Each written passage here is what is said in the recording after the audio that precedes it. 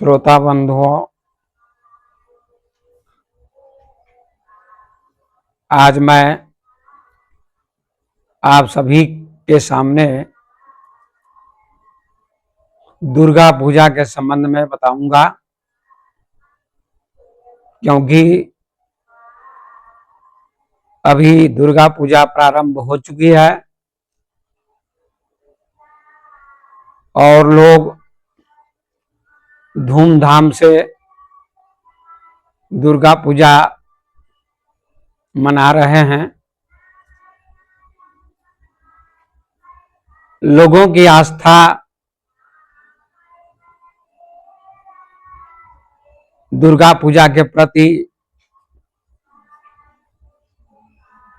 अनन्य है। हिंदू धर्म के लगभग सभी लोग दुर्गा पूजा को मानते हैं, पूजा करते हैं, दुर्गा की आराधना करते हैं। ये लोगों की आस्था है, भक्ति है, श्रद्धा है और प्रति वर्ष लोग दुर्गा पूजा मनाते हैं। दुर्गा जी की मूर्ति बनाई जाती है, लोग आरती करते हैं, पूजा करते हैं, दुर्गा सप्तशती का पाठ करते हैं और प्रसन्न होते हैं। ये हिंदुओं की आस्था है।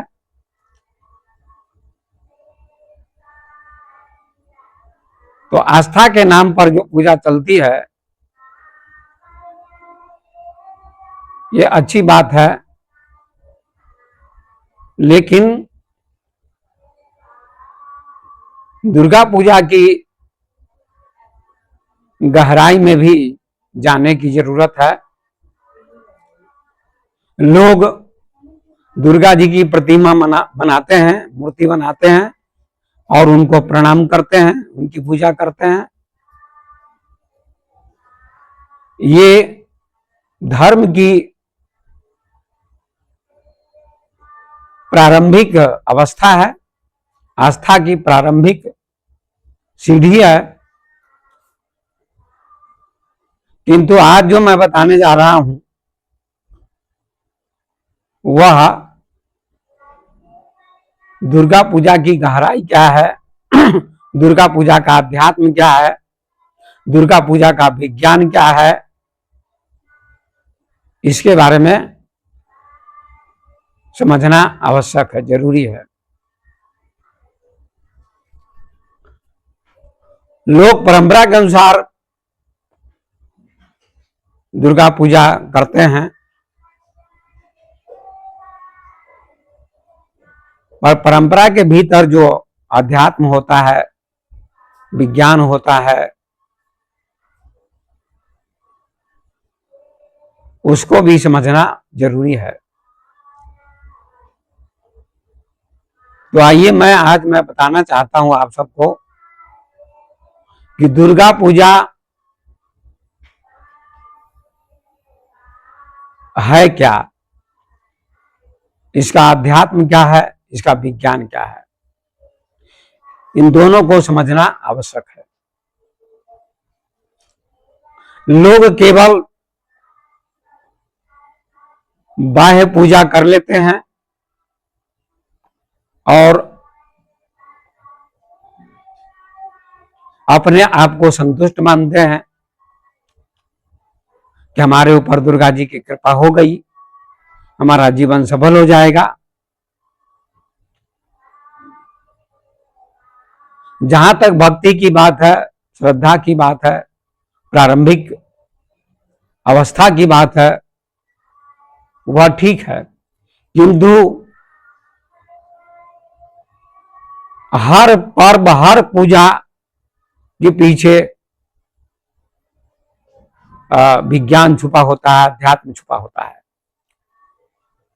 तो विज्ञान में, अध्यात्म में भी प्रवेश करना चाहिए।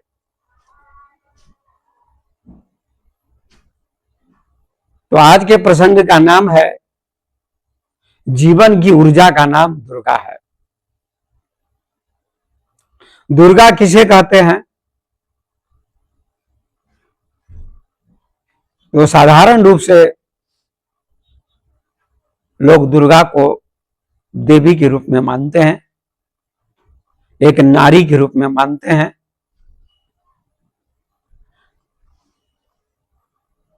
एक महान शक्तिशाली नारी के रूप में मानते हैं, जिन्होंने महिषासुर का संहार किया, शुंभ निशुंभ का संहार किया, मधु कैटभ का संहार किया और अनेक राक्षसों का संहार किया। लोग यहीं तक सीमित रह जाते हैं।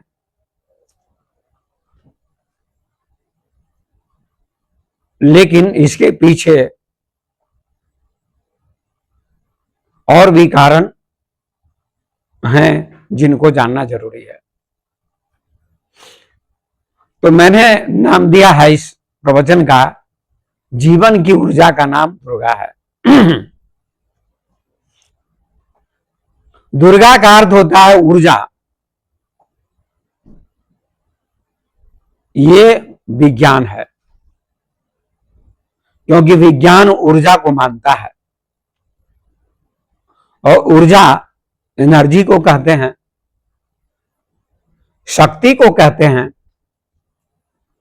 जीवन में ऊर्जा की जरूरत है, शक्ति की जरूरत है, एनर्जी की जरूरत है।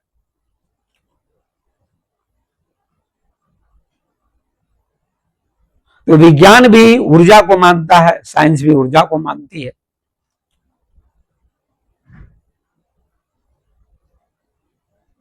शक्ति को विज्ञान मानता है, ऊर्जा को मानता है।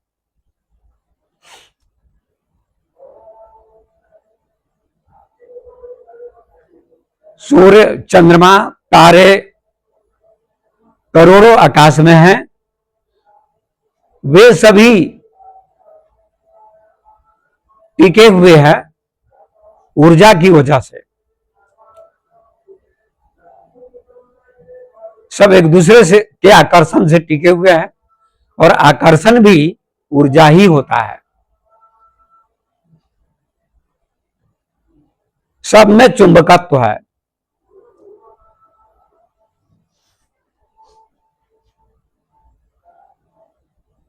बिना चुंबकत्व के सूर्य, चंद्रमा, तारे ये सब टिक नहीं सकते, बिखर जाएंगे।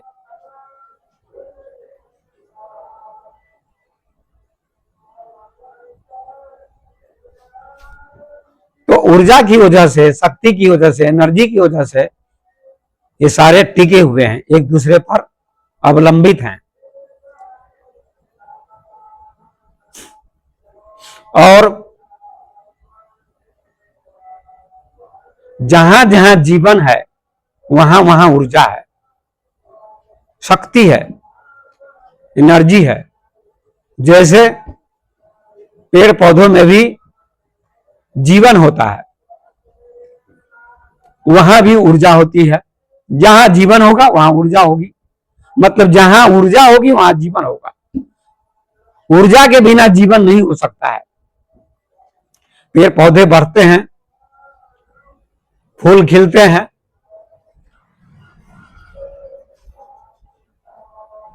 वहां भी ऊर्जा काम कर रही है, शक्ति काम कर रही है।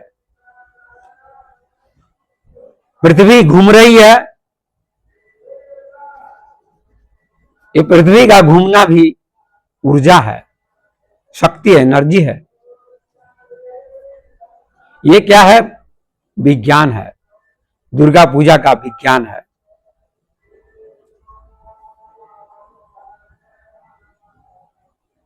तो जीवन ऊर्जा का नाम दुर्गा है। जहां जहां जीवन है वहां वहां ऊर्जा है, अर्थात बिना ऊर्जा के जीवन नहीं हो सकता है।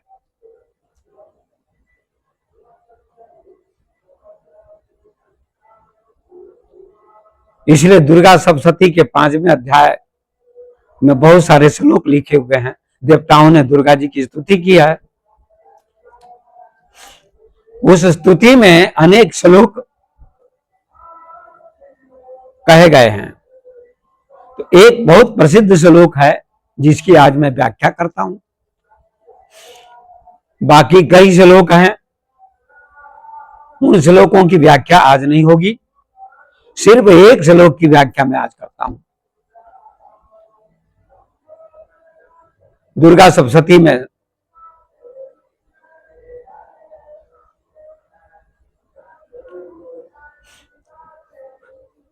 700 श्लोक हैं और 13 अध्याय हैं। 5वें अध्याय में एक श्लोक आता है, या देवी सर्वभूतेषु शक्ति रूपेण संस्थिता नमस्तस्यै नमस्तस्यै नमस्तस्यै नमो नमः। या माने जो देवी सर्वभूतेषु शक्ति रूपेण संस्थिता, समस्त प्राणियों में शक्ति रूप से विराजमान हैं, बैठी हुई हैं, स्थित हैं। नमस्तस्यै नमस्तस्यै नमस्तस्यै नमः।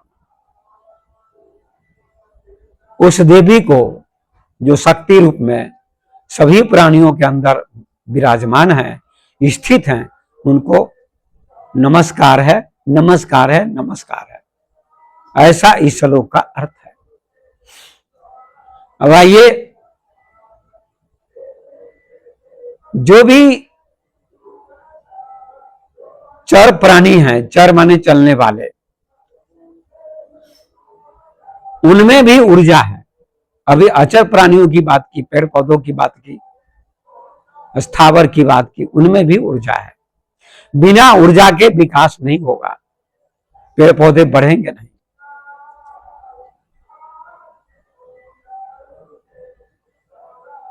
और जितने भी चर प्राणी हैं, जीवित प्राणी, मतलब जीवित का मतलब जो चलने वाले प्राणी हैं, जैसे मनुष्य, पशु पक्षी, कीड़े मकोड़े, इन सभी प्राणियों में और जीवन है। और जहां जहां जीवन है वहां वहां ऊर्जा है। बिना ऊर्जा के जीवन हो नहीं सकता है। पशु भी चलते हैं, खाते हैं, पीते हैं, पक्षी भी उड़ते हैं, खाते हैं, पीते हैं, उनमें भी ऊर्जा है, शक्ति है, एनर्जी है। एनर्जी काम करती है, शक्ति काम करती है, ऊर्जा काम करती है। और ऊर्जा अदृश्य होती है, दिखाई नहीं पड़ती है। जैसे चुंबक लोहे को खींच लेता है, वो भी एक ऊर्जा है। खींचने की जो क्षमता है वो ऊर्जा है, शक्ति, एनर्जी है। तो आदमी में भी ऊर्जा होती है। आंखों में देखने की शक्ति है, ऊर्जा है। कानों में सुनने की शक्ति है, ऊर्जा है। हाथों में काम करने की ऊर्जा है, शक्ति है। पैर चलते हैं, पैरों में भी ऊर्जा होती है। नाक सूंघती है, नाक में भी ऊर्जा होती है। मुंह बोलता है। इन सारी इंद्रियों में ऊर्जा होती है। आंखें देखती हैं। किस ऊर्जा के कारण आंखें देखती हैं?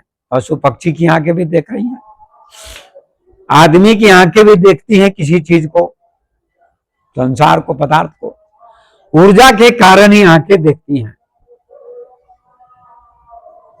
अब यहां अध्यात्म भी है कि अंदर आत्मा नहीं होगी तो आंखें देख नहीं सकती हैं, कान सुन नहीं सकते हैं, हाथ काम नहीं कर सकते हैं, पैर चल नहीं सकते हैं, नाक सुन नहीं सकती है, मुंह बोल नहीं सकता है। इन समस्त इंद्रियों में जो ऊर्जा है वह अध्यात्म है, आत्मा की ऊर्जा है, आत्मा की शक्ति है।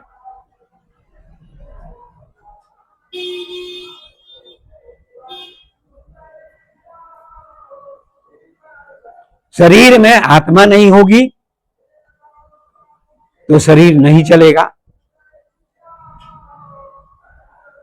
आंखें नहीं देख सकती हैं, कान नहीं सुन सकते हैं, पैर नहीं चल सकते हैं, हाथ नहीं काम कर सकते हैं, मुंह नहीं बोल सकता है, नाक नहीं सुन सकती है।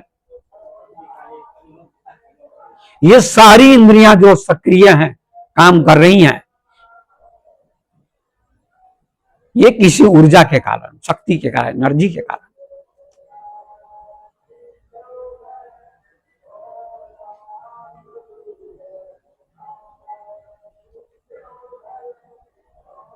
केनोपनिषद में एक सूत्र आता है, यन मनसान मनुते यनाहुर मनोमतम तदेव ब्रह्म त्वम विद्धि नेतम यदि त्वम उपासते। मन जिसकी उपासना करता है वह परमात्मा नहीं है, ब्रह्म नहीं है। मन जिसका मनन करता है वह ब्रह्म नहीं है, परमात्मा नहीं है। बल्कि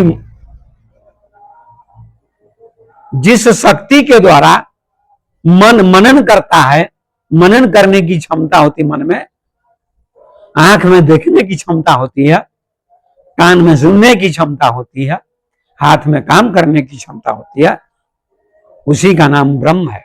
ये अध्यात्म है, इसका नाम अध्यात्म है। तो दुर्गा पूजा का ये आध्यात्मिक अर्थ है। विज्ञान और अध्यात्म दोनों इसमें हैं।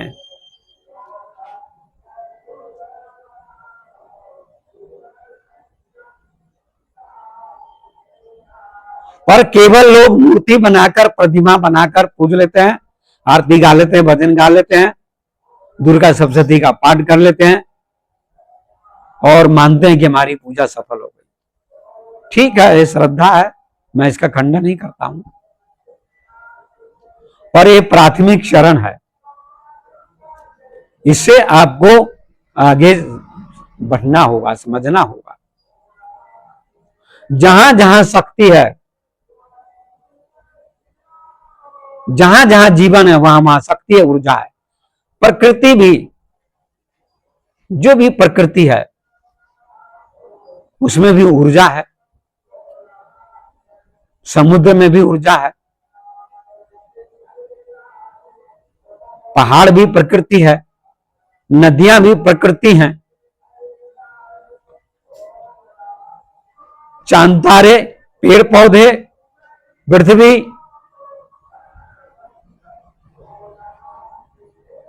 आकाश, ये सारे के सारे प्रकृति के अंतर्गत आते हैं। और प्रकृति में ऊर्जा होती है। ऊर्जा के बिना प्रकृति चल नहीं सकती है।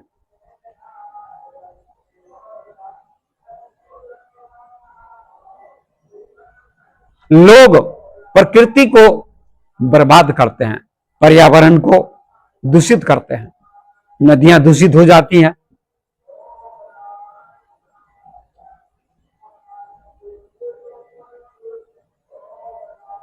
पेड़ पौधे काटे जाते हैं,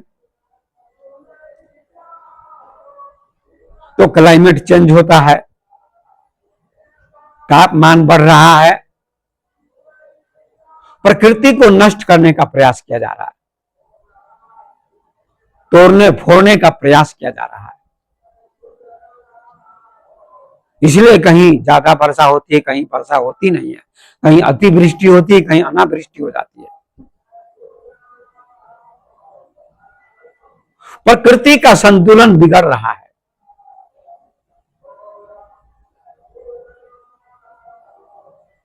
वायु प्रदूषण होता है, करोड़ों गाड़ियां चलती हैं, एक एक आदमी 10-10 गाड़ियां रखता है, तो प्रकृति का संतुलन बिगड़ता है।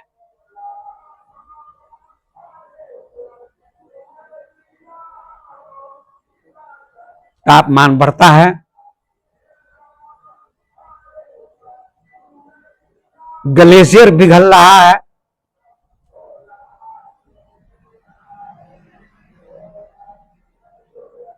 ये सारे संकट मंडरा रहे हैं। प्रकृति में बहुत ताकत है, ऊर्जा है, शक्ति है। तो प्रकृति को बर्बाद नहीं करना चाहिए।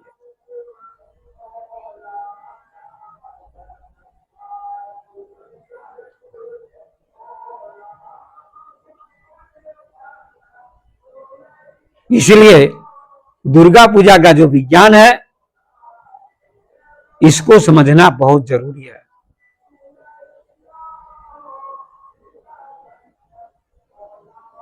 लोग औपचारिक पूजा कर लेते हैं, परंपरा का निर्वाह करते हैं और सोचते हैं हम धार्मिक हो गए, हम हिंदू हो गए, हम सनातनी हो गए। लेकिन दुर्गा पूजा का जो विज्ञान है, दुर्गा पूजा का जो अध्यात्म है,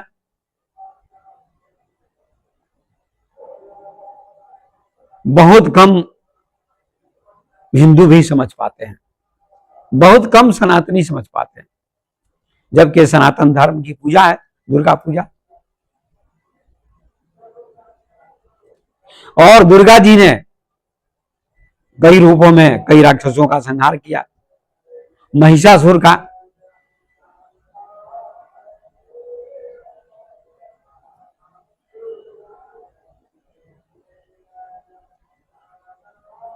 लेकिन आज महिषासुर के नाम पर लोग बकरे काटते हैं, भैंसे काटते हैं। इसकी चर्चा आज मैं नहीं करूंगा, दूसरे दिन जब मैं फिर चर्चा करूंगा तो इसकी व्याख्या करूंगा। महिषासुर का भी संहार किया है दुर्गा जी ने।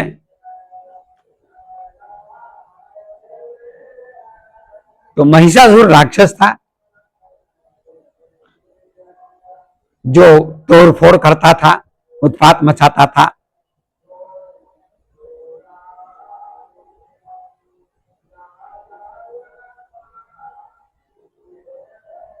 प्रकृति को दूषित करता था। उस महिषासुर को, जिसने भैंस का भी रूप धारण किया, उसका संहार कर दिया दुर्गा जी ने। लेकिन आज लोग नासमझी के कारण भैंसे काटते हैं। बंगाल में भैंसे काटे जाते हैं, कलकत्ता में भैंसे काटे जाते हैं, बकरे काटे जाते हैं दुर्गा पूजा के नाम पर। ये कितनी बड़ी विडंबना है। दूसरा वीडियो मैं बनाऊंगा, दुर्गा पूजा के नाम पर हिंसा हत्या महापाप है, तो उसकी चर्चा मैं करूंगा। तो आज महिषासुर का आध्यात्मिक अर्थ भी सुन लीजिए। दुर्गा पूजा के नाम पर जो हत्या होती है बकरे की, भैंसे की, ये बहुत बड़ा पाप है। इसको पंडित पुरोहित नहीं समझ पाते हैं और जनता भी नहीं समझ पाती है, लोग भी नहीं समझ पाते हैं। इसका कितना सुंदर अध्यात्म है, कितना सुंदर विज्ञान है।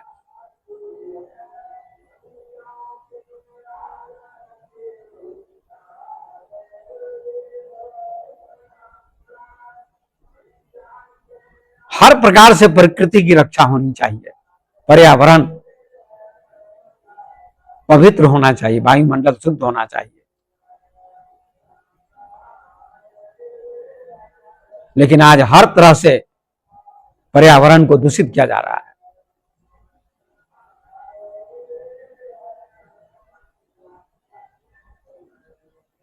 यह बहुत बड़ा दुर्भाग्य है। तो इसका अध्यात्म लोग नहीं समझ पाते हैं। जीवन से क्या संबंध है, समाज से क्या संबंध है, प्रकृति से क्या संबंध है दुर्गा पूजा का, इसको लोग समझ नहीं पाते हैं और केवल औपचारिक पूजा करते हैं। और पंडित पुरोहित जो पूजा कराते हैं उनको कुछ भी पता नहीं होता है। उनको पूजा कराना है, लोगों को बेवकूफ बनाना है और दक्षिणा लेनी है और अंधविश्वास में डालकर लोगों को गुमराह करना है। क्योंकि पंडित पुरोहित को पूजा कराने वालों को दुर्गा पूजा का अध्यात्म का, विज्ञान का, इसका कुछ भी पता नहीं है। तो महिषासुर का आध्यात्मिक अर्थ सुन लीजिए। महिष कहते हैं भैंस को, असुर कहते हैं राक्षस को। मतलब भैंस के रूप में महिषासुर ने दुर्गा का सामना किया, दुर्गा से युद्ध किया।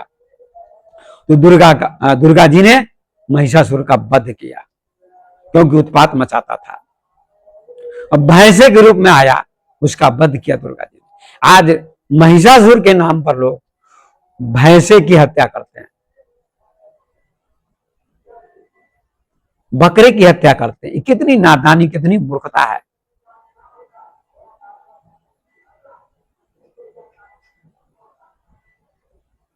जहां धर्म है वहां अधर्म होता है।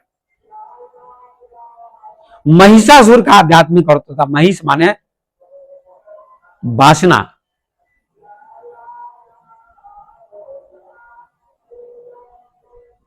वासना ही महिषासुर है।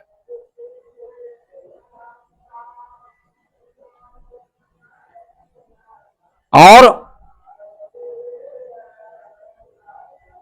लोग वासना के चलते सारी दुनिया पर अधिकार करना चाहते हैं। बड़े बड़े उद्योगपति क्या है, उनके मन में वासना होती है, भोग की वासना, अरबों खरबों की संपत्ति होती है, सब कुछ हमको मिल जाए।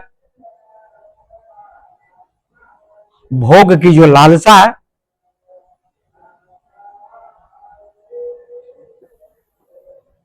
आधिपत्य जमाने की जो इच्छा है, लालसा, उसका नाम वासना है।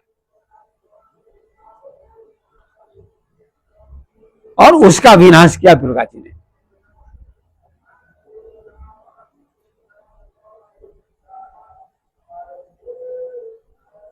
भोग की लालसा के कारण आज समाज त्रस्त है। एक महागरीब है और एक महाधनी है। एक अरबपति है, एक बिल्कुल निर्धन है, गरीब है।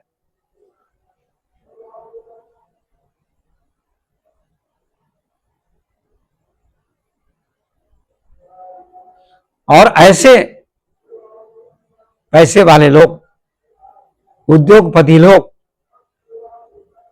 महिषासुर बनकर गरीबों का शोषण करते हैं, अत्याचार करते हैं।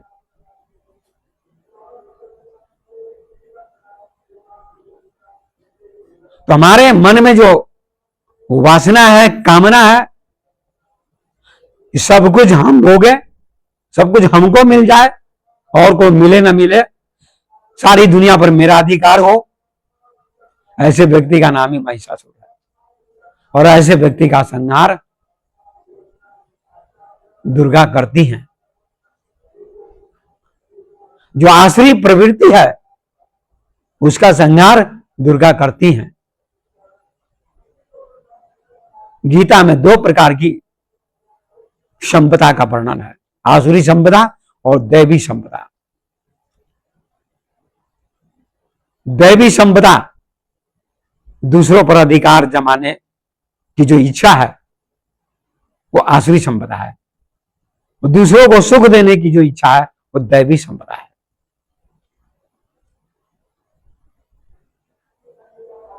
एक बहुत सुंदर श्लोक आता है, विद्या विवादाय धनम मदाय शक्ति परेशान परपीडनाय खलस्य साधो विपरीत मेतद ज्ञानाय दानाय च रक्षणाय। बहुत सुंदर किसी ज्ञानी ने यह श्लोक लिखा है। अगर किसी विद्वान के पास विद्या आ जाती है और उस विद्या से कोई विवाद करता है, किसी को पराजित करता है, और विद्या विवादाय धनम मदाय,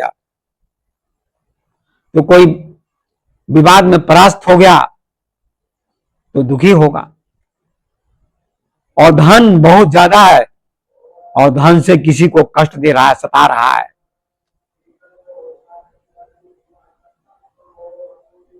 तो धन अहंकार के लिए होता है। शक्ति परेशान भरपीडनाय, और जिसके पास शक्ति होती है, बलवान होता है, वह व्यक्ति दूसरों को पीड़ित करता है, दूसरों को सताता है।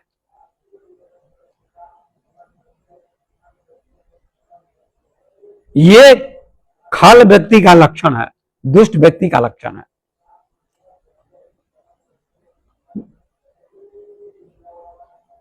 खलस्य साधो, ये खल व्यक्ति के लक्षण है। यदि विद्या है तो दूसरों को विवाद में पराजित करेगा, और धन है तो दूसरों को सताएगा, अहंकार करेगा, और बलवान है, शक्ति है तो दूसरों को पराजित करेगा। ये दुष्ट व्यक्ति के लक्षण है। खलस्य साधु विपरीत में तत् ज्ञानाय दानाय च लक्षणाय। और साधु मतलब ज्ञानी व्यक्ति का लक्षण क्या है? ज्ञान आए, उसके पास जो ज्ञान होता है वो दूसरों के लिए होता है, दूसरों को ज्ञान देता है। जैसे सूर्य प्रकाश देता है दूसरों को, सारी सृष्टि को, चंद्रमा चांदनी देता है, हवा सबको मिलती है, गंगा का जल सबको मिलता है, नदी का जल सबको मिलता है। ऐसे ज्ञानी का ज्ञान सबको मिलता है। ज्ञानी ज्ञान को बांटता है। ज्ञान आए, दान आए, और उसके पास जो धन होता है वो दान के लिए होता है, दान करता है। पेड़ पौधे दान करते हैं फल, नदियां दान करती हैं जल, गाय दान करती है दूध। ऐसे ज्ञानी दान करता है ज्ञान का। ज्ञान आए, दान आए, और धन है तो धन का भी दान करता है, गरीबों में बांटता है। चार अक्षण आया, और उसके पास यदि शारीरिक शक्ति होती है, बल होता है, तो बल से किसी गिरे हुए व्यक्ति को उठाता है, उसकी रक्षा करता है। ये ज्ञानी की पहचान है, ये ज्ञानी का लक्षण है। ऐसा व्यक्ति देवता होता है, उसके पास दैवी संपदा होती है। और जो धन से दूसरों को सताता है, बल से दूसरों को पराजित करता है, और विद्या से विवाद में किसी को हराता है, ऐसा व्यक्ति असुर होता है। उसके पास आसुरी संपदा होती है, जिससे समाज दुखी होता है, लोग दुखी होते हैं, दुनिया दुखी होती है। इसलिए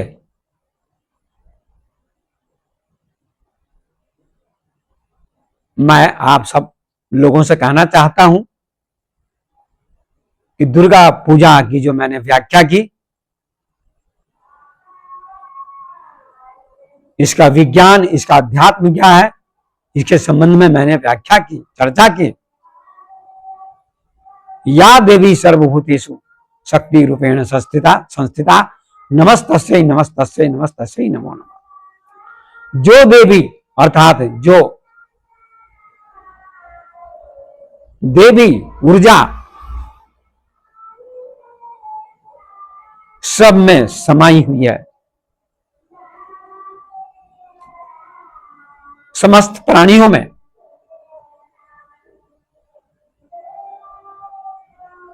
या देवी सर्वभूतेषु सभी प्राणियों में, यहां सभी प्राणियों की बात कही गई है। जितने भी प्राणी मात्र हैं सभी में दुर्गा का निवास है, ऊर्जा का निवास है।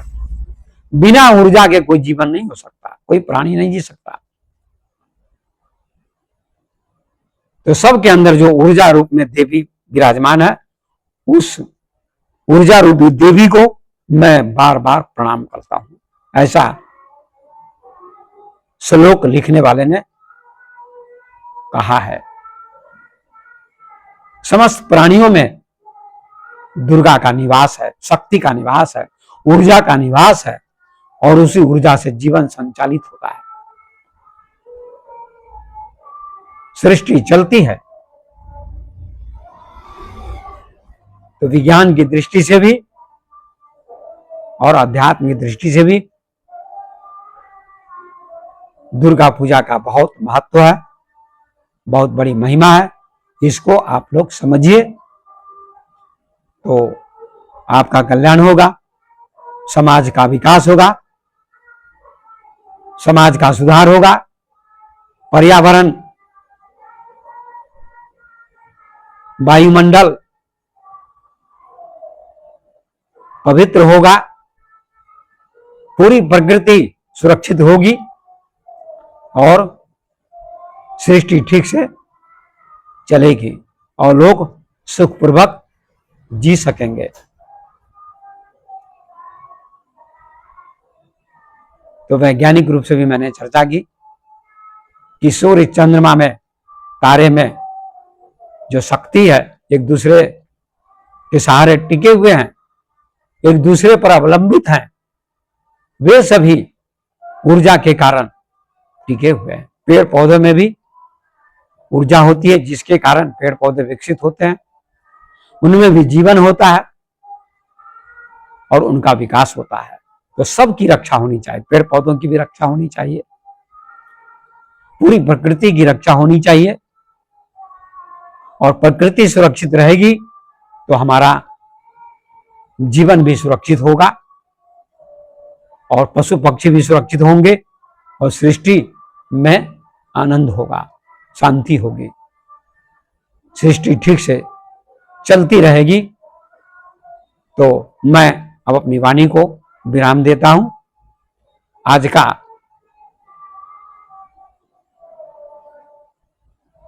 जो मैंने प्रवचन दिया, आज का जो प्रसंग था, इसका नाम मैंने रखा है, जीवन की ऊर्जा का नाम दुर्गा है। यही इस प्रसंग का नाम है। बहुत गहराई से आप लोग समझने का प्रयास करेंगे तो बात समझ में आएगी। केवल औपचारिक परंपरागत पूजा कर लेने से हमारा जीवन आगे नहीं बढ़ेगा, हमारा समाज आगे नहीं बढ़ेगा और प्रकृति की रक्षा नहीं होगी। इसलिए दुर्गा पूजा का विज्ञान और दुर्गा पूजा का अध्यात्म, इन दोनों बातों को समझने की जरूरत है। इन्हीं शब्दों को कहते हुए अपनी वाणी को मैं विराम देता हूं। धन्यवाद।